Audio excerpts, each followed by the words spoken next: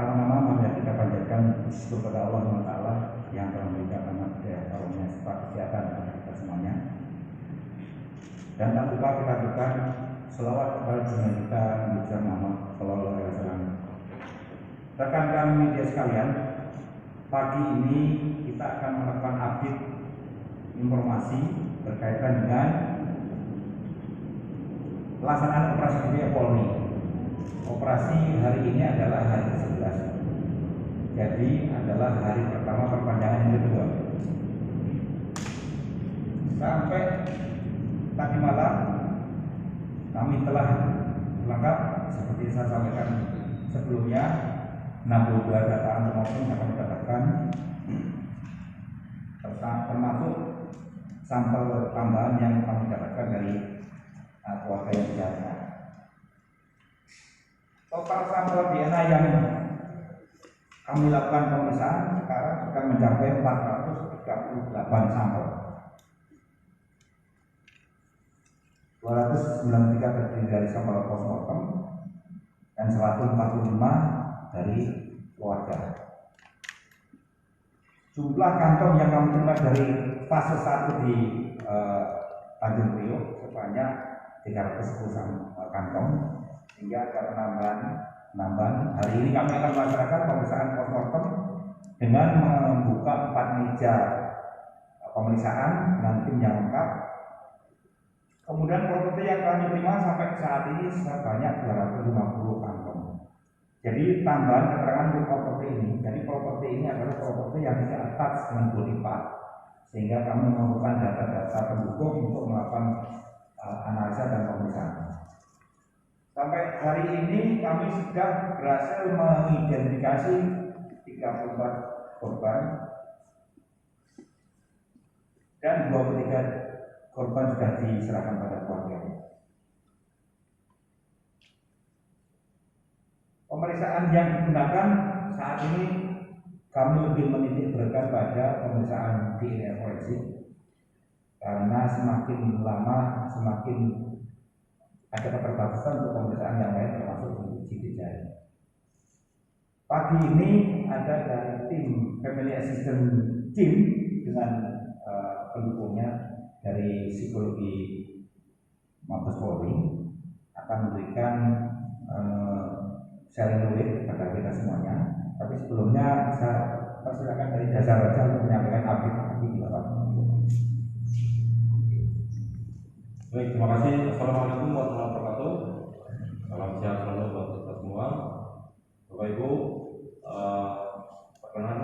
perkenankan Jasa Raja untuk update atas layanan ataupun melaksanakan penyerahan santunan kepada para korban. Bagaimana tadi disampaikan bahwa di hari yang ke-11 ini korban yang teridentifikasi ada 34. Dari 34 korban, Jasa Raja telah menyerahkan santunan kepada ahli warisnya kepada 30 ahli waris. Sedangkan yang 4 kami menunggu kesiapan dari ahli waris tersebut. Intinya dalam kesempatan ini kami atas nama Jasa Raja, Direksi Jasa Raja dan jajaran menyampaikan duka cita yang sedalam-dalamnya. Untuk itu, santunan yang diserahkan kepada para korban ini sesuai dengan ketentuan yang ada dan berlaku adalah Rp50 juta. Kami juga ucapkan terima kasih kepada tim DPI, Inavis, Basarnas dan semua pihak yang sudah bekerja sehingga para korban pada dengan saya sudah teridentifikasi. Mudah-mudahan kegiatan kita dapat berjalan dengan baik dan lancar. Terima kasih. Assalamualaikum warahmatullahi wabarakatuh. Akan dilanjutkan dari Family Assistance Team, mohon turun tadi. Terima kasih. Assalamualaikum warahmatullahi wabarakatuh. Selamat pagi dan salam sejahtera bagi kita semua. Kami dari tim Family Assistance itu mempunyai tugas khusus pada tragedi korban dan keluarganya Sri Sriwijaya Air SD 182 ini. Tugas utama kami adalah memberikan pelayanan apapun secara individual kepada keluarga korban. Jadi apakah itu keluarga inti, suami, istri, anak kandung, kakak kandung, saudara, bahkan juga keluarga di luar keluarga inti, itu yang datang melapor ke kami begitu ada siaran bahwa pesawat Sriwijaya jatuh. Jadi pada hari Sabtu, nah mulai pada Sabtu sore kami sudah membuka layanan family assistant ini dipusatkan di Rumah Sakit Polri. Suaranya kurang jelas ya. Baik, saya minta maaf. Jadi, baik, sudah cukup jelas. Jadi pelayanan family assistant ini kami berikan sejak jatuhnya, begitu dikabarkan jatuhnya pesawat ini. Kami buka, pusatnya ada di sebelah DPI, gedung DPI Rumah Sakit Polri. Di sana ada tenda yang kami khususkan untuk keluarga. Jadi kami sama dengan tragedi yang lain, kami bekerja sama itu dari keseluruhan, misalnya juga dari manajemen Sriwijaya yang akan memberikan pelayanan seluruh fasilitas yang bisa diberikan oleh manajemen Sriwijaya. Kemudian juga bekerja dengan psikolog. Psikolog ini nanti khusus dibicarakan dengan Pak Jarwo yang akan menjelaskan tugas dan sebagainya. Kemudian selain psikolog, kita juga bekerja sama dengan Kemensos, bekerja sama dengan Jasara Harja dan relawan lain. Terutama relawan ini karena kami melibatkan poluan dari rumah sakit, dari Polres yang memang sudah terlatih untuk itu. Jadi yang terkait memang dengan kaitannya adalah disaster, sehingga kami bisa memberikan pelayanan yang terbaik. Pelayanan yang diberikan itu semua. Jadi kalau dari Sriwijaya itu misalnya hotel, kendaraan dan sebagainya. Nah, kalau dari kami itu dari awal sudah memberikan. Ketika mereka datang, keluarga korban datang untuk melapor, kita sudah memberikan swab antigen. Karena rumah sakit kami, lingkungan kami adalah zona merah kuning hijaunya kan kita tidak tahu. Tetapi memang pada Sriwijaya ini kita memberikan area itu di wilayah zona yang menurut kami zona hijau. Walaupun kami tidak yakin zona hijau sekali, tidak ada yang tahu dalam masa pandemi seperti ini. Kalau dulu mungkin teman-teman ingat waktu Lion itu kita di promoter, tapi sekarang tidak, karena promoter itu zona merah untuk perawatan khusus COVID juga, sehingga kami mengalihkan ke sana. Nah, layanan yang diberikan itu macam-macam. Dari pertama mereka datang itu sudah disambut oleh Polres dan rumah sakit. Kemudian swab antigen. Setelah itu mereka akan ditanya apakah keluarga inti atau bukan untuk diambil data antemortem. Ini semua individu akan didampingi oleh masing-masing. Psikolog akan mendampingi ketika mereka histeris. Bahkan mereka tidak histeris itu tetap didampingi oleh psikolog, ya. Nah, yang bukan psikolog itu akan didampingi. Kalau mereka membutuhkan ketika misalnya reaktif, maka harus PCR swab di rumah sakit Kramat Jati juga kita berikan. Kalau keluarga mohon maaf ada yang histeris, ada yang pingsan, kita memberikan pelayanan. Bahkan kita menyiapkan ruangan khusus untuk memberikan pelayanan kepada keluarga korban. Nah, ini yang berikan semua. Bahkan kita juga memikirkan toiletnya, makan minumnya, semua fasilitas yang bisa kita berikan sehingga keluarga menjadi nyaman. Itu intinya. Nanti silakan kalau teman-teman akan menanyakan segala sesuatunya, kita akan jawab. Mas Jarwo, silakan Pak Jarwo untuk menjelaskan tentang psikolog.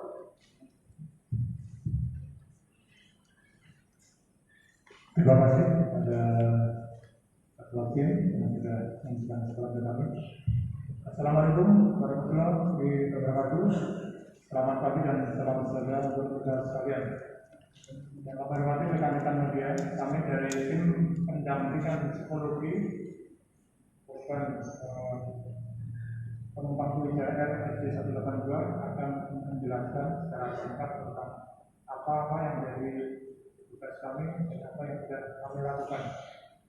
Jadi perkenalkan, saya adalah Kabak Psikologi Dirjen Polda Metro Jaya. Di sini selaku koordinator dari tim pendampingan psikologi yang ditempatkan di poskonya di Rumah Sakit Kramat Jati di bawah Koordinator Guru Dapen selaku family assistant. Jadi dalam tim ini kita berkolaborasi selain dari psikolog yang tergabung dalam bagian psikologi Dirjen Polda Metro Jaya, kita juga dibantu dan berkolaborasi dengan Inji Jaya, Himpunan Psikologi Indonesia cabang Jakarta Raya, kemudian dari Rumah Sakit Polri juga ada psikolognya, kemudian juga dari psikolog dari Mabes Polri. Karena situasi sekarang adalah situasi pandemi COVID-19, sehingga kita laksanakan protokol kesehatan secara ketat, sehingga kita bagi dua. Jadi seperti Kapolda Metro ini kita dan satu tim ada 13 orang, namun kita turunkan separuhnya setiap harinya. Kita lihat kondisinya, paling kita turunkan 3-4 orang. Karena kita juga bergabung dengan Inji Jaya, di mana dengan 2 orang, kemudian dari rumah sakit diturunkan 4 orang. Karena untuk membatasi kerumunan, termasuk dari keluarga penumpang itu juga dibatasi dengan protokol kesehatan yang cukup ketat juga. Tadi sudah sampaikan oleh Bu Gatin bahwa kita semua yang kesini dilakukan swab antigen, termasuk kita pendamping dan juga keluarga. Sehingga protokol kesehatannya sudah antisipasi supaya kita di sini merasa kita juga aman semuanya. Kemudian yang sudah kita lakukan itu dimulai dari hari pertama kejadian musibah pesawat tersebut, yaitu tanggal 10 dan kejadian itu kita punya psikolog di konselor psikologi di bandara, di Polres Bandara itu ada konselor. Ketika itu masih ada keluarga-keluarga yang mencari informasi tentang kejelasan tentang kejadian tersebut, itu di bandara juga kita berkoordinasi dengan konselor yang di bandara tersebut untuk memberikan asistensi atau pendampingan terhadap keluarga penumpang. Kemudian berlanjut ke sini, kemudian jenazah ditemukan, kemudian juga ke sini, proses identifikasi oleh tim DKI dimulai, kita melakukan pendampingan. Jadi pada tanggal 10 sampai sekarang masih berlanjut. Jadi kira pada tanggal 10 sampai kemarin tanggal 18 sudah sampai hari ini masih berlanjut. Kemudian apa yang kita lakukan? Pada intinya kita memberikan PFH atau psychological first aid atau pertolongan psikologis. Tujuannya adalah untuk memberikan rasa nyaman, kemudian menstabilkan emosi dari keluarga penumpang pesawat tersebut. Karena kita tahu namanya musibah pasti akan membawa dampak psikologis yang cukup besar bagi keluarga yang ditinggalkan karena musibah. Pasti di situ ada emosi, ada kesedihan yang mendalam, ada rasa kehilangan, kemudian mungkin ada reaksi yang berikut sampai mungkin tidak bisa menerima kenyataan tersebut. Tugas kita adalah memberikan pendampingan mereka supaya bisa meningkatkan perasaan tersebut. Kita memberikan rasa nyaman, menenangkan, dan juga berpikir realistis untuk menerima kenyataan. Karena pasti ada juga di antara keluarga itu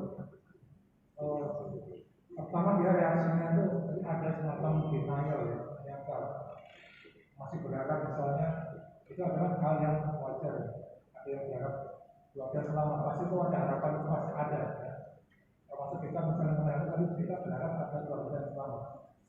Dari situlah kita memberikan pendampingan psikologis, apa-apa yang diperlukan, kemudian mencoba berpikir realistis, kemudian juga kita termasuk memberikan pengertian pemahaman pada keluarga supaya menyaring berbagai informasi dari luar yang mungkin tidak membantu. Karena kita membaca berita-berita yang justru simpang siur malah akan menambah beban moral dari keluarga bersangkutan.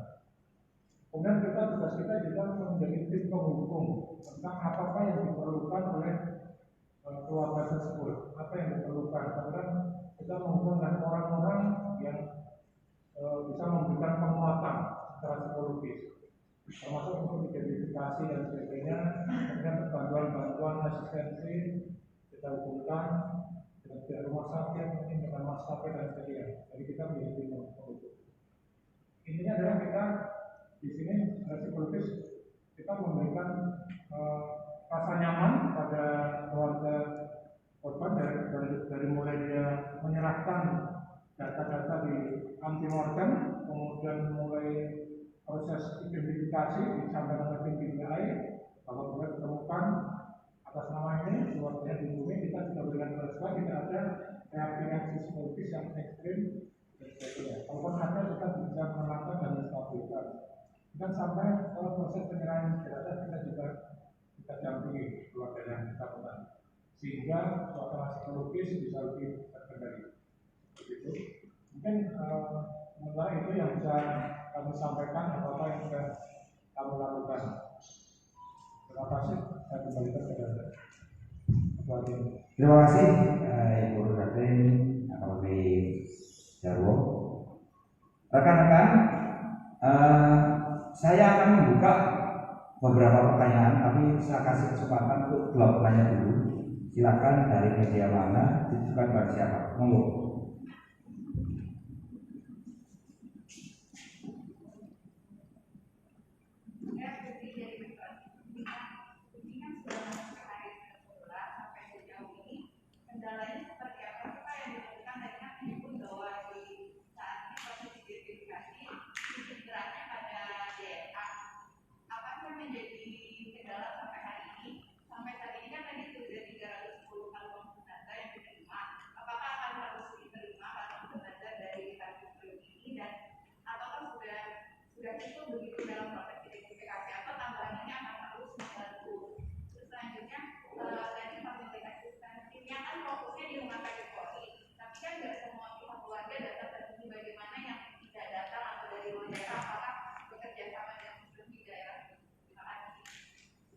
Saya jawab dulu daripada nanti lupa.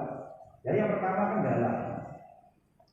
Operasi DBA adalah operasi yang terkait dengan stakeholder yang lain. Ada beberapa fase yang tadi saya sampaikan. Khususnya yang Sriwijaya ini adalah TKP-nya di laut, sehingga kami sangat tergantung dengan hasil yang didapatkan dari fase 1 recovery ini. Pertama itu, yang kedua, suasana sekarang adalah suasana pandemi. Kami telah menerima beberapa ratusan kantong dan kami sudah melakukan pemeriksaan, dan hari ini kami juga akan terus melakukan pemeriksaan. Kendalanya kami adalah karena masa pandemi kami juga melakukan protokol kesehatan, sehingga jangan sampai nanti di dalam operasi DBA ini ada kluster baru karena operasi ini. Yang pertama, karena kita menghindari kerumunan, jadi kemampuan kami melakukan pemeriksaan tidak kami laksanakan secara full. Pertama, kami memanfaatkan beberapa, tadi disampaikan hanya 4 meja. Kami punya 20 meja pemeriksaan, dan 20 meja kalau satu tim itu ada 5, kalau 20 sudah berapa? Kami tidak mau nanti ada kluster di kamar jenazah. Kami juga melaksanakan 3M, jaga jarak itu pertama. Memakai masker harus, cuci tangan suatu harus, lebih harus lagi. Kemudian kami melaksanakan sistem shift, sehingga dengan sistem shift tersebut setiap hari personel yang melakukan pemeriksaan itu relatif berhenti, karena pemeriksaan di kamar jenazah itu membutuhkan waktu, sehingga kami harus refreshing untuk timnya.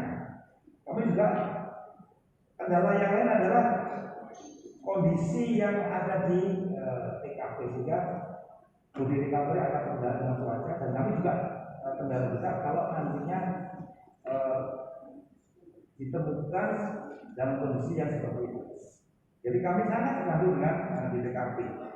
Kemudian kami juga sudah melakukan langkah-langkah selain membuat shift, kemudian personil yang kita turunkan juga kita batasi, dan untungnya tim kami sudah solid, stakeholder dan kami solid, koordinasi bagus, saling mendukung dan mengisi. Kemudian dari tim-tim yang mendampingi khususnya keluarga juga solid sekali. Saya kira ya. Mas. Pertanyaan berikutnya saya jawab, Mbak. Memang kita terpusatkan di Rumah Sakit Polri karena data antemortem yang kita minta dari keluarga korban itu dipusatkan di gedung DPI. Jadi ijazah dan sebagainya, semuanya ada di sana. Kita kerjasama dengan Dukcapil, teman-teman Inavis juga kerjasama dengan Dukcapil, Jasa Marga kita bekerjasama semua, medsos kita semua tetap semua mendukung. Pelayanan yang diberikan bukan hanya di sini betul, tapi dipusatkan di sini. Kenapa? Ketika keluarga korban ini ada yang berangkat atau datang dari luar kota, misalnya dari Lampung, dari Riau, dari NTT, dari Pontianak, dari sana pun mereka sudah didampingi oleh pihak manajemen Sriwijaya. Sampai di bandara kita tetap memberikan pelayanan. Kenapa? Pengalaman yang lalu beberapa hari yang lalu, ketika mereka datang di bandara itu sudah dengan histeris. Nah, ini teman-teman psikolog dan kita itu sudah menyanggong di sana. Nah, kita mulailah pelayanan yang kita berikan itu. Nah, nanti kalau pihak Sriwijaya mereka menempatkan di hotel, maka kita sampai dengan hotel. Di hotel pun kita tetap memberikan pelayanan itu. Jadi bukan hanya dipusatkan di sini, tidak berarti di sini semua. Bahkan kita juga melakukan kunjungan rumah. Ketika keluarga tidak kuat untuk datang ke sini, kita yang ke sana. Kami yang ke sana dari tim datang ke keluarga bersama dari Jasa Marga, dari Sriwijaya dan kami tim itu datang ke rumah keluarga korban. Mohon maaf misalnya bapaknya atau suaminya, kita tetap datangi dan itu sudah kita laksanakan. Itu maksudnya. Sampai dengan nanti penyerahan jenazah kita tetap dampingi mereka.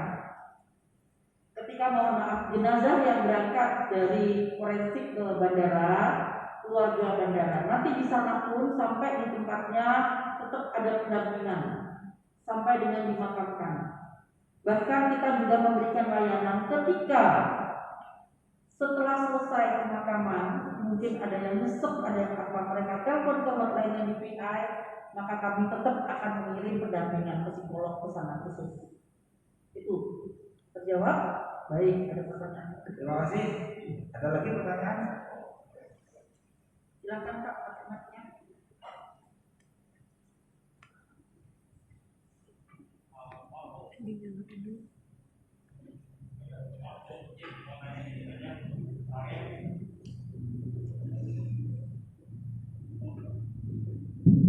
Waktu izin saya dari detik.com cuma mau nanya satu pertanyaan aja. Kalau untuk korban yang tidak teridentifikasi, teknisnya bagaimana ya? Apakah akan dimakamkan massal? Bila iya, di mana? Terima kasih. Maksudnya yang sudah teridentifikasi, Yang tidak teridentifikasi, Bu. Jadi begini, ini pertanyaan ini sudah telah ditanyakan dari keluarga pada kami. Jadi ada beberapa kriteria. Jadi tidak teridentifikasi itu ditemukan tidak bisa diidentifikasi. Itu namanya ada tapi tidak bisa diidentifikasi atau tidak ditemukan. Karena kami menerima sekian ratus kantong jenazah itu atau body itu tidak mencerminkan jumlah pasien yang on board. Jadi kalau tadi saya katakan pada pagi hari kita menyampaikan sekian ratus, 310 kantong, itu tidak mencerminkan jumlah on board pasien. Kami nanti akan melakukan evaluasi sampai operasi ini berhenti. Jadi pertambahan 3 hari kami manfaatkan, kami gunting. Kemudian setelah nanti dihentikan besaran kami shutdown. Artinya kami akan memfokuskan pada pemeriksaan di postmortem dan pemeriksaan di laboratorium DNA forensik. Sehingga kami akan menyelesaikan apa yang kami terima. Tadi jawab pertanyaan dari Metro bahwa kami akan menyelesaikan sekian ratus sampel tersebut. Kami akan analisa, kami profiling, kami cocokkan dengan profil yang ada dari antemortem data. Dari situ akan kami bisa ketahui bahwa berapa yang cocok, berapa yang tidak. Kendala yang apabila semakin lama transportasi di laut, itu adalah terjadinya campur sampel. Artinya begini, dari laut itu ada orang yang meninggal di sana, itu bisa kumingling, namanya tercampur. Nah, ini terjadi pada transportasi yang lain. Dan itulah nanti kami akan analisa. Apabila nanti tidak ditemukan tidak terjadi, kami akan melakukan rapat koordinasi terutama dengan maskapai, Dijen Perhubungan Darat dan dari Basarnas. Kami akan merapatkan sebelum membuat keputusan, kami akan menyampaikan fakta yang kami terima, kami mendapatkan dari pemeriksaan di DPD. Saya itu ya. Terima kasih. Saya kira cukup. Terima kasih rekan-rekan. Mohon doa restunya supaya kami tetap bisa menjalankan amal ini dengan baik. Bisa jaga kesehatan dan semuanya. Pesan saya 3M, pakai masker, mencuci tangan, jaga jarak, orang kerumunan dan mengurangi 2 juta. Terima kasih. Wassalamualaikum.